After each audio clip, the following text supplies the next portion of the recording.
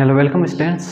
तो कल की क्लास को आज हम कंटिन्यू करते हैं। तो कल हमने साइंस में क्या पढ़ा था? कल हमने साइंस में पढ़ा था कि कोई भी रिएक्शन होती है, पहले होती क्या है, रासायनिक अभिक्रिया, उसके बारे में पढ़ा था।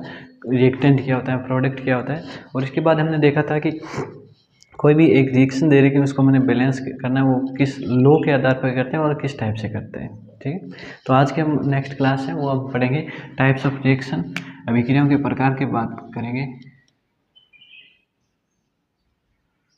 रासायनिक अभिक्रियाओं के प्रकार, रासायनिक अभिक्रियाओं के प्रकार।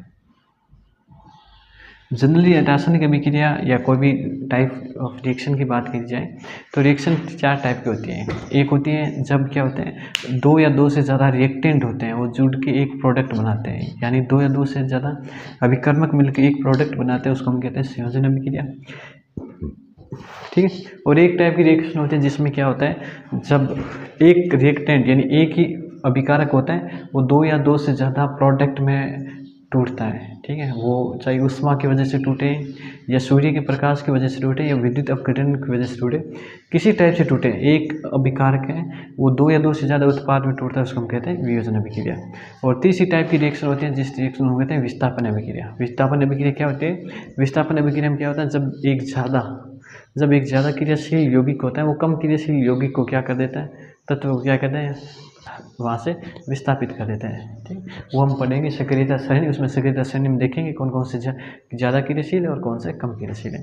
और इसके बाद हम पढ़ेंगे अपना विस्थापन हो गया। विस्थापन के बाद आता है द्विविस्थापन अभिक्रिया। द्विविस्थापन अभिक्रिया में क्या होता है, द्विविस्थापन में जनरली आयनों का एक्सचेंज होता है, इसलिए हम कहते हैं आयनों का आदान प्रदान होता है, उसको हम द्विविस्थापन कहते हैं। तो द्विविस्थापन है, आयनों का आदान प्रदान होता है। ठीक, तो टाइप्स ऑफ रिएक्शन की बात की जाए तो पहला टाइप होता है संयोजन अभिक्रिया। संयोजन अभिक्रिया, संयोजन अभिक्रिया किसे कहते हैं? जब दो या दो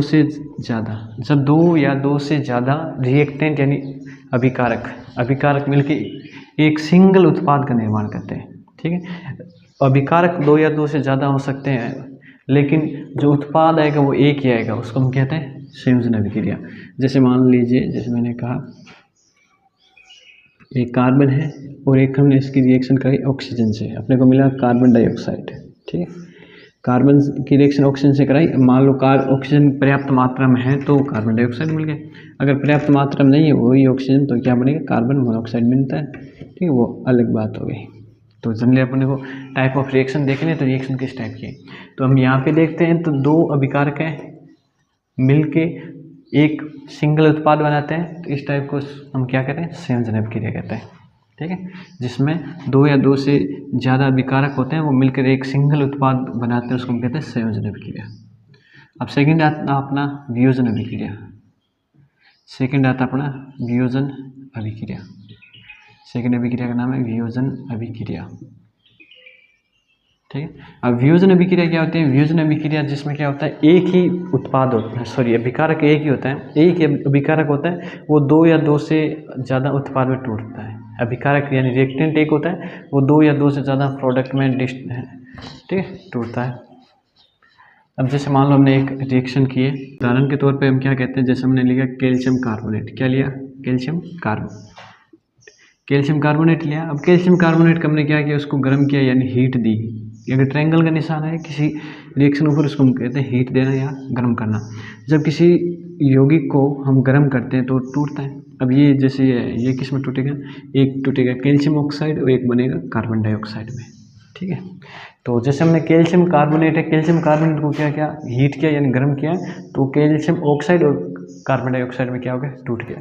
तो यहाँ पे अभिकारक की बात की जाए, रिएक्टेंट की बात की जाए, तो रिएक्टेंट या अभिकारक एक है।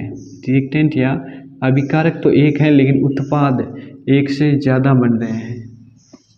ठीक है, तो जिसमें एक ही अभिकारक हो, उत्पाद दो या दो से ज़्यादा बनते हैं, उसको हम क्या कहते हैं, वियोजन अभिक्रिया कहते हैं।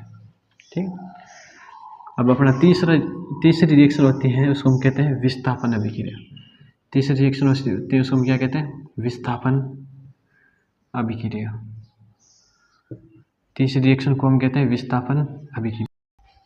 ठीक है। तो तीसरी अपने पास कौन सी है, तीसरी अपने पास है विस्थापन अभिक्रिया। तो विस्थापन अभिक्रिया क्या होती है, जिसमें क्या होता है एक ज़्यादा क्रियाशील यौगिक होता है या एक ज़्यादा क्रियाशील तत्व होता है, वो क्या होता है कम क्रियाशील तत्व को क्या कर देता है, विस्थापित कर देता है। ज़्यादा क्रियाशील होता है वो क्या करता है, कम क्रियाशील को विस्थापित कर देता है। ठीक है, जिसको हम क्या कहते हैं, डिस्प्लेसमेंट कर देता है।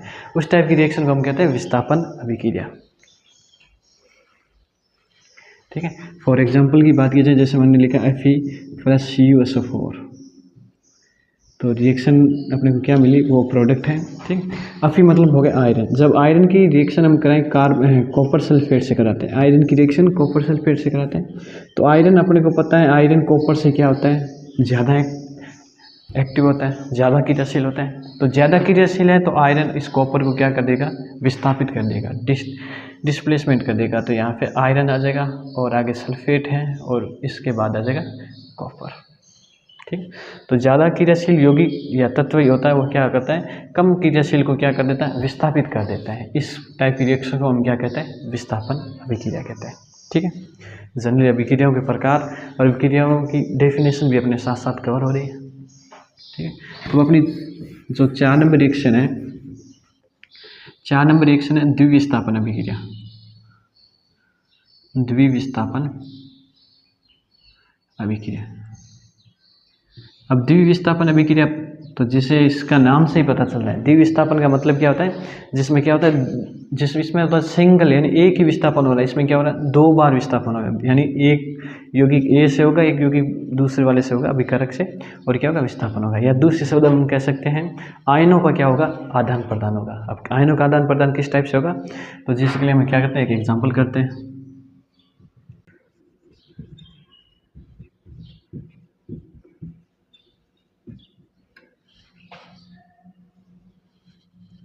ठीक है, जैसे मान लो एक रिएक्शन दे रखी है Na2SO4 इन सोडियम सल्फेट और बेरियम क्लोराइड है, इसकी रिएक्शन दे रखी है। ठीक है, तो सोडियम सल्फेट और बेरियम क्लोराइड है, तो अपने को क्या करना है, इस रिएक्शन द्विविस्थापन रिएक्शन क्या होते हैं, ये अपने आयनों में टूटते हैं। तो जैसे मान लो ये एक यौगिक है, ये यौगिक अपने आयन में टूटेगा, तो सोडियम अपने को पता है किस आयन में टूटता है, Na+ आयन में टूटता है।